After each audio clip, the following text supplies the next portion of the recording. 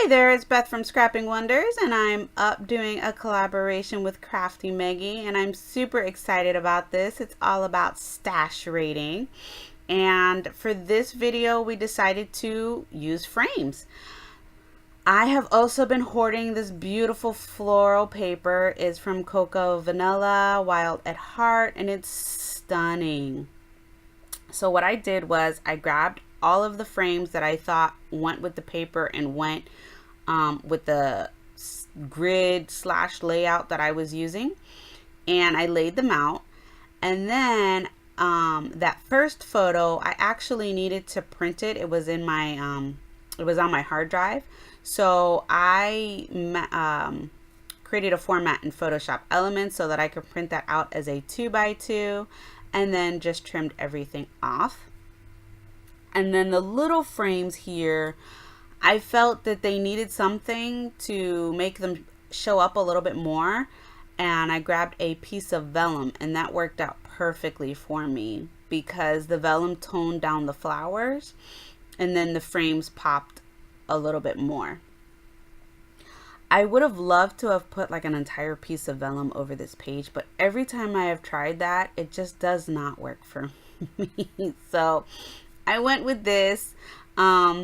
I am the one that absolutely loves floral pattern paper, but then I struggle to really use it and to really let the paper shine. I mean, that's the whole point of the floral paper, is to let it shine and use it, and I don't. So I'm working on it. I am definitely working on it, and I think I did really well with this layout. And my video is short because this layout came together very quickly. If you're new to my channel, welcome. If you're not, then you know that I'm a simple scrapper and I make decisions quickly. Once I decide that that's where it's going to go, that's where it's going to go. I really don't change my mind, and I just stick it down. That allows me to get my layouts done. 99% of the time I'm ecstatic with everything that I've done, and then there are times where I create something and I'm like, this is awful.